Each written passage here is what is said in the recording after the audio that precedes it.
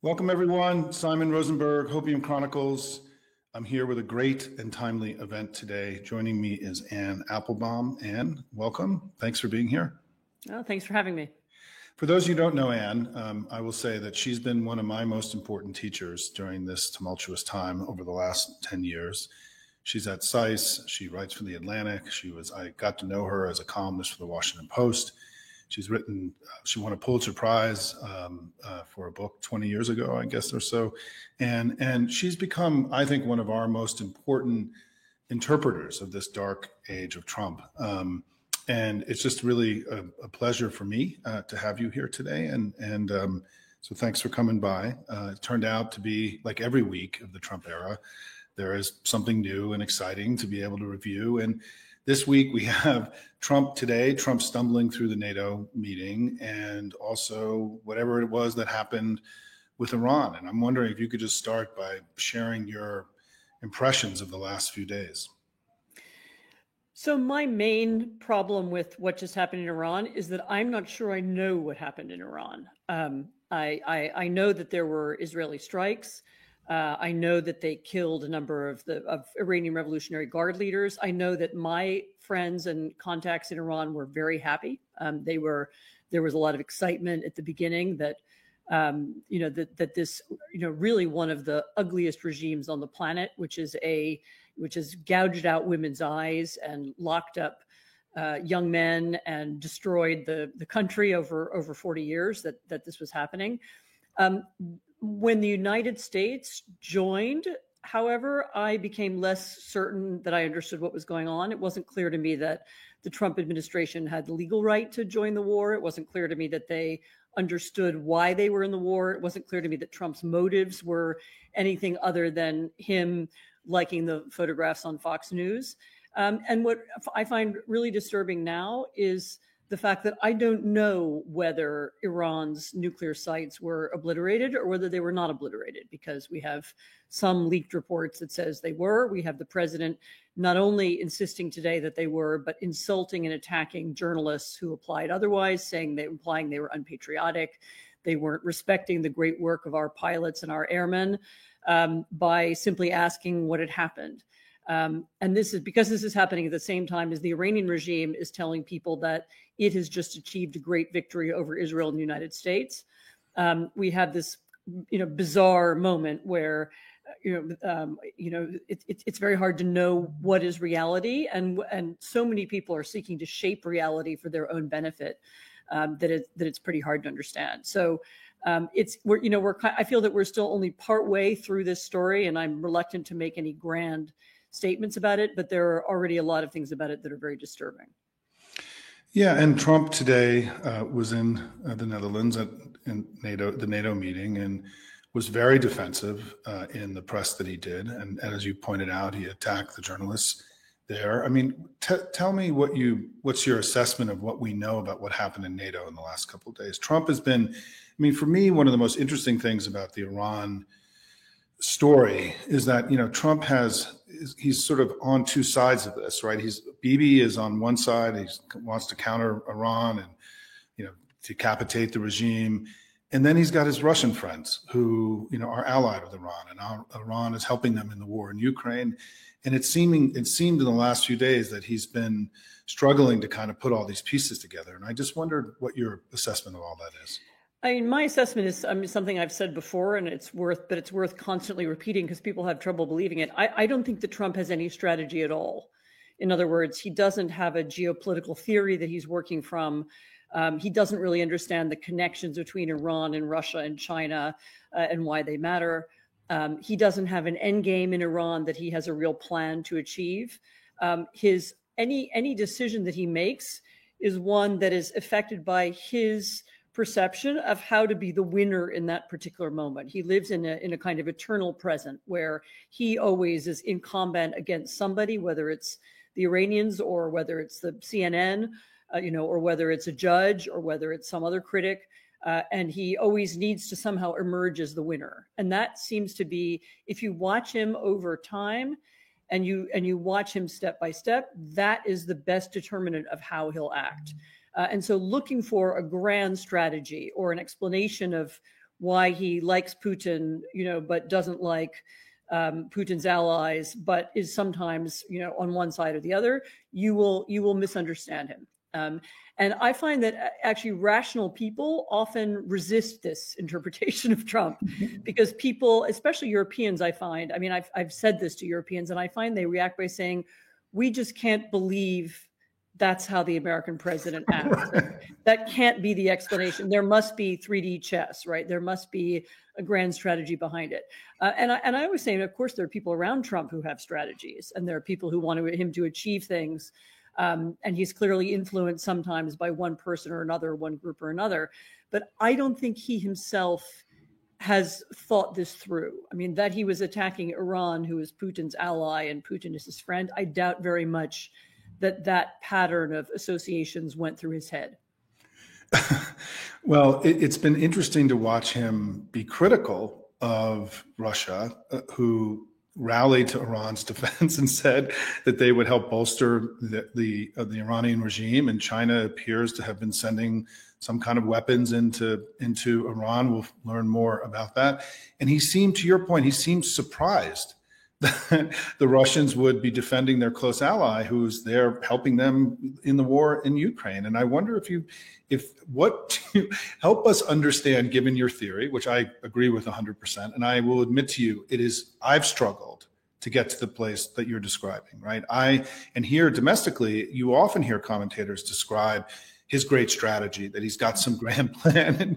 And Stuart, I think it was Stuart Stevens or Rick Wilson once said, Trump doesn't sit down and play chess. He sits and eats all the pieces, right? Which is always one of my favorite lines about Trump. But what do you think happens now with Russia? I mean, he's in NATO. He's tried to indicate distance, right? He can't embrace NATO closely, but certainly there's a little bit of daylight between him and Russia right now. And I wonder if you think that's just a temporal thing for a couple of days, or it's suggesting we're in a new place. I really don't think we're in a new place. I mean, he's frustrated, as I said, because his interest is in winning. And personally, he doesn't care about Ukraine and he doesn't care about Russia, but he would like to be the winner. And it's frustrating to him that his plan for ending the conflict, which was to become president and call up Putin and ask him to end the conflict, that plan hasn't worked. And so, Putin is obstructing his goal to his personal victory, and that's annoying to him.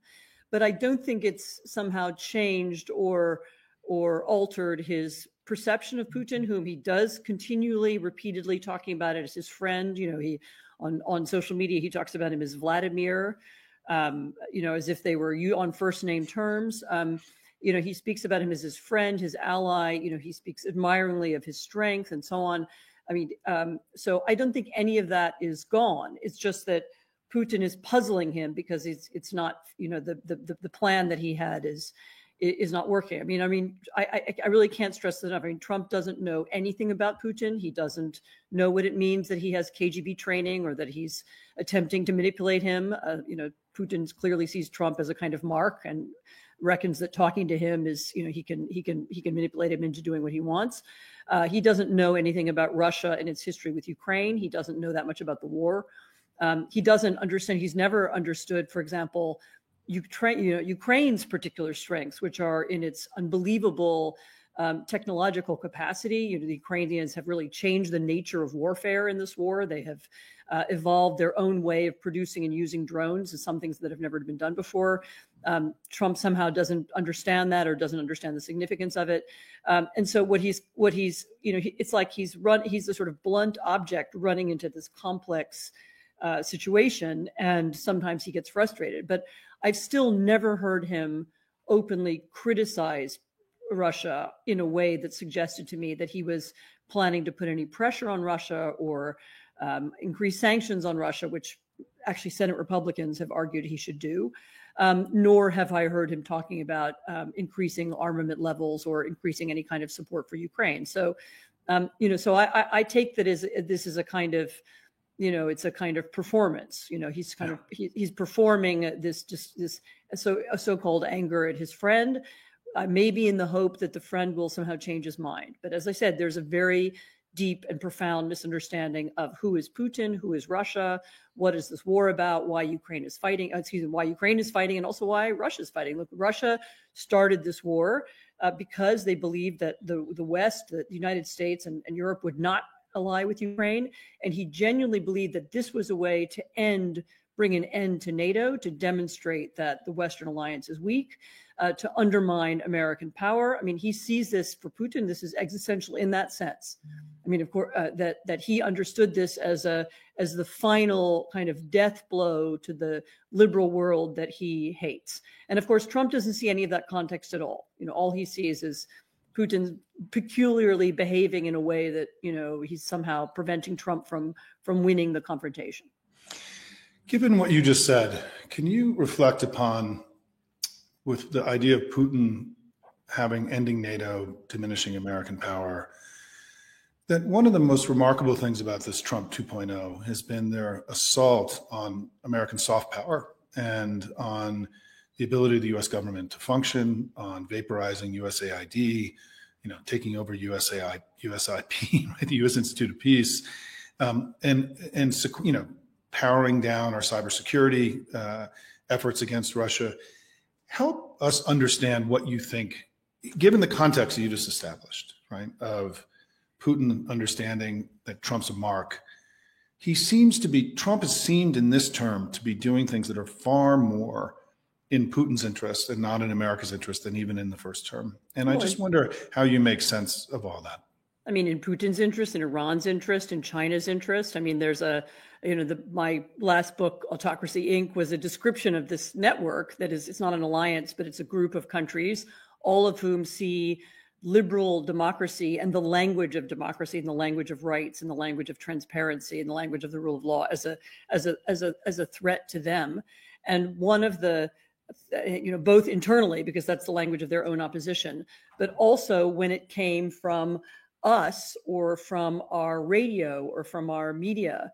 And so when the Trump administration, the second Trump administration, came on board and almost immediately attacked all kinds of programs that supported democracy and broadcasting around the world, not just Voice of America, Radio Free Europe, Radio Free Asia, a whole series of other programs, the National Endowment for Democracy, which actually isn't a government program. It's an independent entity like U.S. Institute for Peace was as well.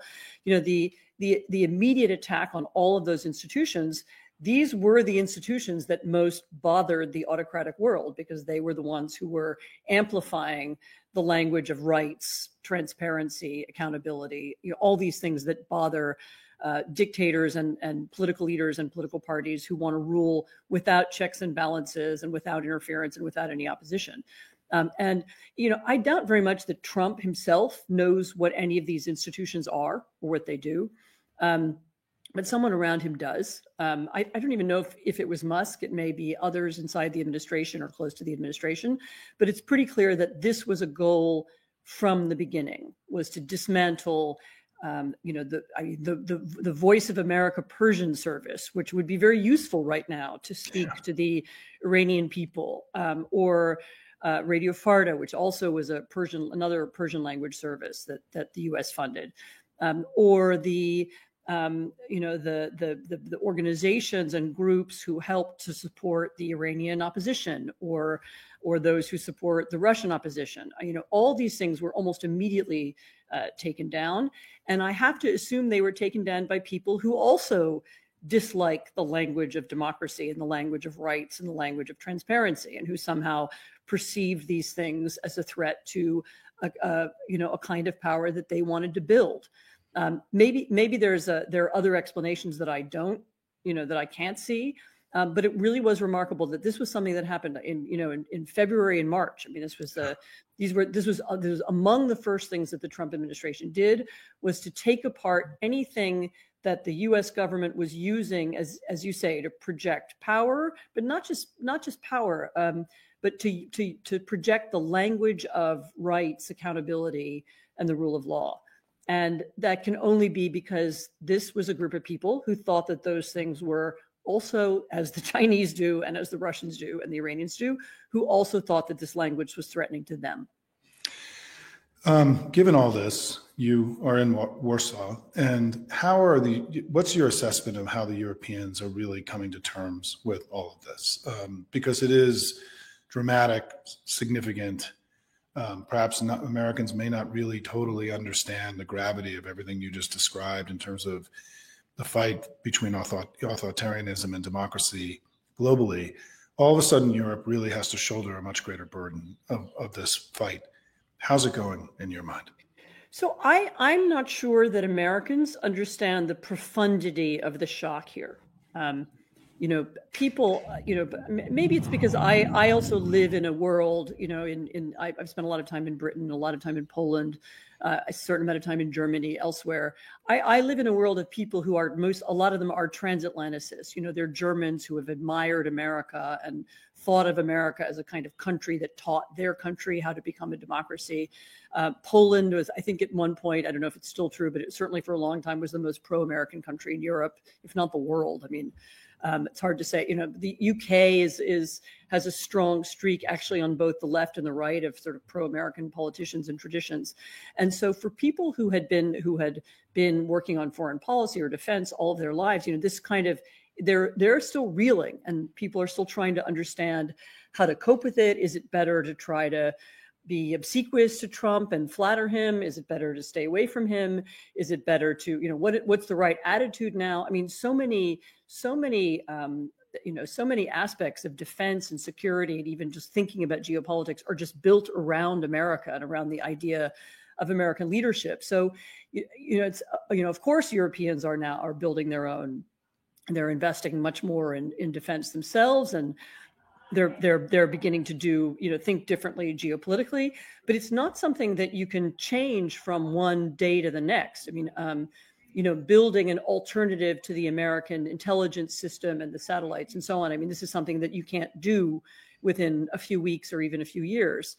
And substituting American leadership. Finding a way to translate 27 members, 27 European countries into a single voice, and to make that, to give themselves a voice on the world stage. I mean, they were very happy to be led by the United States, and not just because they were weak or because it was, they were cheap or something like that, but this is a continent that liked and admired America and was very happy to be the allies of America and very happy for America to lead, even when sometimes it went against their own interests. I mean, there's an example that I learned about only this year. I was in Denmark right after the Greenland stuff began happening. I made a trip to Copenhagen.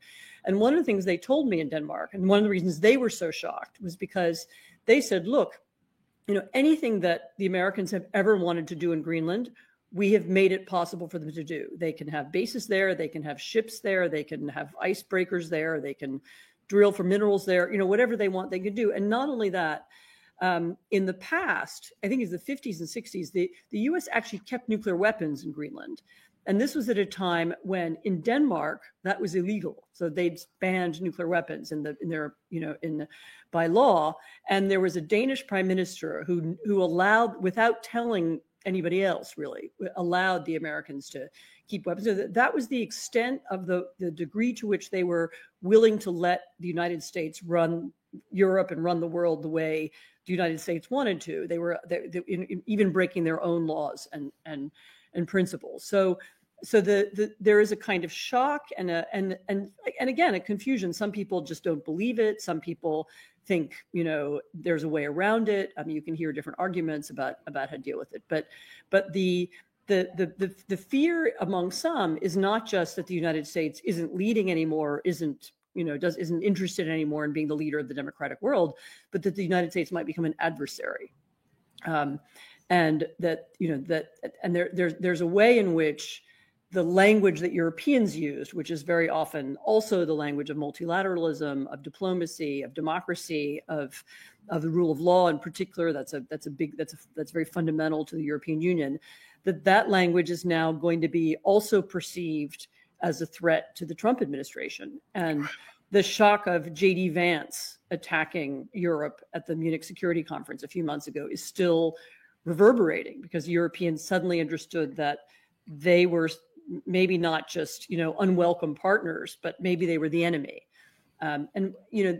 I don't want to be too definitive about that, because America is a big country, and even this administration has different elements in it. And you can still hear plenty of Americans say they believe in NATO and they and the the security treaties are all in place and so on. And I don't want to be a scaremonger, but there is an anxiety that the U.S. has created, that Trump rather has created, that leaves all kinds of questions suddenly open.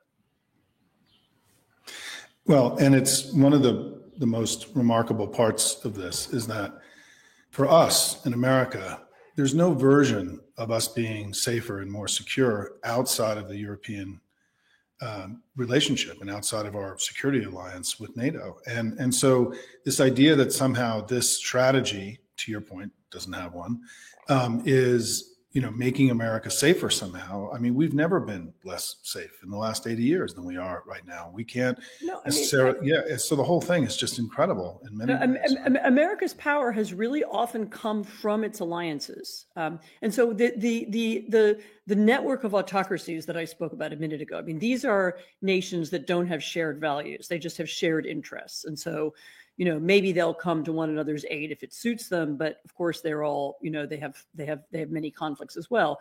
What the U.S. and Europe and our Asian allies had as well was a community that was much deeper than that. We've shared intelligence, we share values, we have profound and deep economic and trade relationship, we have a cultural relationship. Hollywood movies play in Europe the same way they play in the United States, and that has given the United States a different kind of power and a different kind of influence in the world. An influence over economics, over trade. I mean, all kinds of decisions that European and other allies make, whether it's about buying American products or accepting different kinds of American investment or investing in the United States themselves. A lot of those decisions have been affected by the alliance and the understanding that, we had this compatible systems and it was safe to make a really big and long-term investment in the U.S. because the U.S. was like us and it was a rule of law society. And a lot of that, I mean, this is not just a security issue. A lot of that is now suddenly in question. If you don't know what the tariff rates are going to be in 3 months or in 6 months or in 6 years, do you want to make a big investment in the United States? All these things are suddenly unclear. And I think that makes the United States, again, it's not something that people are going to feel right away, but over time, yeah, of course, it makes the U.S. poorer. It makes the U.S. more isolated. It makes the U.S. more vulnerable to other kinds of pressure. The U.S. without allies is a different kind of country. Yeah, I mean, we describe Trump's agenda as one of sabotage, plunder, and betrayal is the way that we talk about it. And let me get to one last thing, because originally I reached out to you because you wrote a piece in The Atlantic a few weeks ago about what it means for Trump that he has begun to stumble. And, what we've seen in the last few weeks, and I do a lot of domestic political analysis and polling and so on, you've seen Trump. My view is that when Elon attacked him, something changed inside the administration, that he was emasculated, that he was no longer strong, he was weak, that Elon was speaking to his own supporters in a way that nobody else could. And then you saw this effort to change the subject, wag the dog. The first version of it, right, was the immigration escalation that happened in Los Angeles. And then he had his military parade, but his numbers kept going down, right? The country turned on his immigration strategy in a way that's frankly been kind of remarkable. He's now underwater on deportations and immigration. And those actions actually took his numbers down 2 weeks ago, a week ago.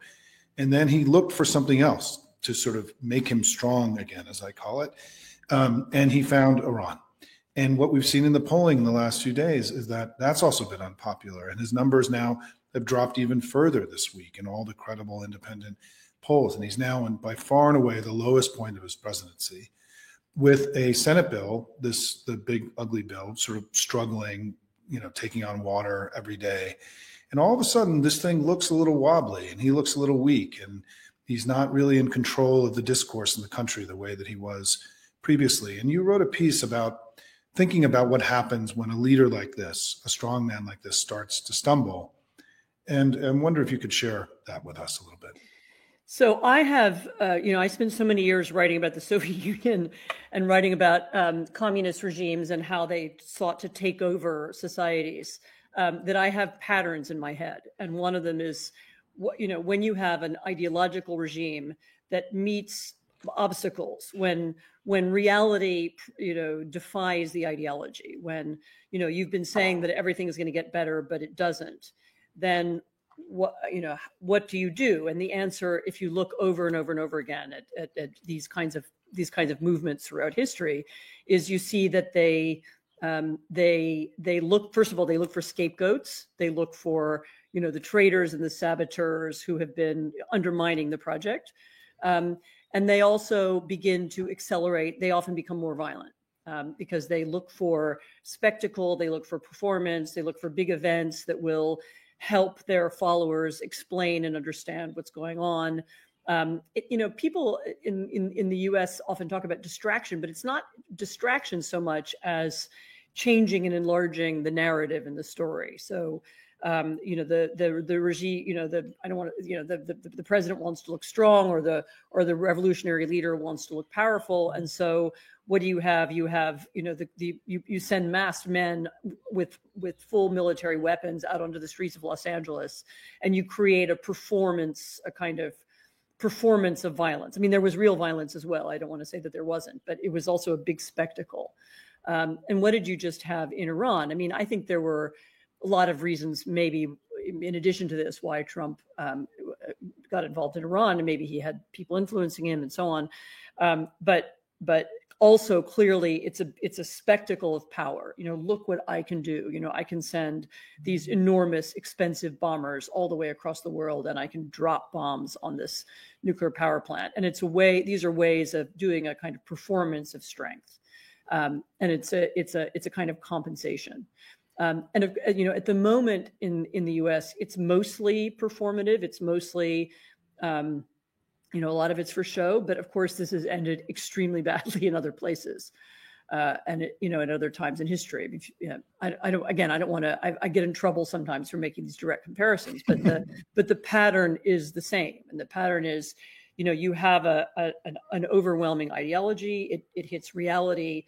And when it hits reality, they have to somehow overcome it. And this is when you begin to get violence, you get, spectacle, you get,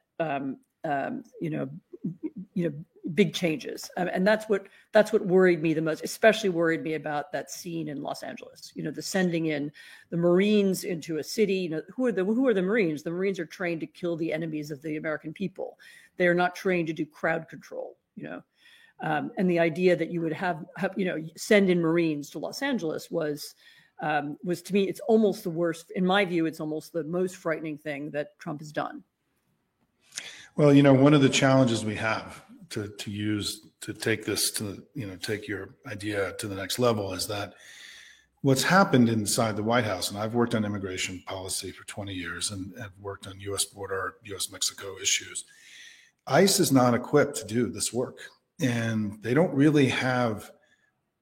have people and a system to go round up these 10 to 15 million people. ICE has proved to be ineffective, actually, and is not capable of actually carrying out these sort of extreme visions that Stephen Miller and Trump have for what they want to do to remove 6% of the population, 5% of our workforce, from the country forcibly in the next few years. And so one of the reasons I think they also pulled in the Marines is that Stephen Miller's become aware that he doesn't actually have the troops capable of executing against his agenda. And so he needed to bring in more. And the more, unfortunately, is the Marines, is the American military. And it's why this is maybe a permanent thing that we may be witnessing because of because ICE wasn't trained to do any of this. ICE also wasn't trained to go in and do crowd control and go into neighborhoods. None of these guys have this kind of door-to-door, training in hostile neighborhoods, right? They haven't gone through any of that kind of training either. And so we may be in a place where them hitting the panic button, was in part to show strength, but it's also a symptom of a greater problem they have, that they don't have the tools to execute, the agenda that they want to execute on. Anyway, I could talk to you all day, and I just want to say that, hopefully we can have you back. I mean, this has ended up being when we got started negotiating for you coming on, who knew we'd be in the middle of all of this. But I do think what's really important for the listeners and the viewers of this is that what's also happening, in my view, is that of the things that are defying reality is that the court cases are defying Trump's strength, but so are the American people. And these huge protests and rallies that have been taking place all across the country have been very affirming. And I think for Trump, as we all know, he's obsessed with crowds. I don't think he liked the crowds. He had no crowd at his birthday parade, and we had massive crowds all across the country. And I think, and what we're beginning to see domestically in the US is people are starting to learn what's required of them now. I think this was so beyond anyone's imagination that we'd be dealing with anything like this. And it's been slow, perhaps slower than we want, but I also think that we're making enormous progress in starting to build the appropriate response in order for us to prevail. And it's another reason why I think Trump in recent weeks has started to get a little bit more panicky and desperate in his approach. Yeah, I would encourage people not just to, I mean, protests are really important for lots of reasons. They can rally people, they can bring in, they can make people less apathetic. I mean, they have a function. But I would also encourage people to partly, particularly people who feel helpless. I hear this a lot from people, what can I do? I feel all these terrible things are happening and I can't stop them.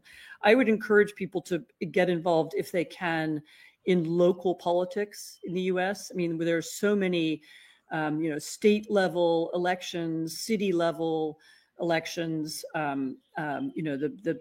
all of that is very kind of underpopulated and underfunded and underpaid attention to. I mean, actually, especially if you live in a red state, or a red district, because there are so many places where there's almost no opposition because people just feel helpless or they feel there's no point. And doing something, whether it doesn't even have to be directly political, but being somehow involved in your community and working with other people. I mean, I think this is it's a really, really important thing to do right now if you can. I mean, I understand not everybody can. Well, our community is a community of doers all across the country. They've been working on elections. They've been holding town halls. They've been calling. We try to call our members of Congress and senators every single day and express our understandings and what's required of our leaders now. But just to end, we had one great thing happen in the last 24 hours. That's something I'm really proud of, is that we learned from the founders and our founding fathers.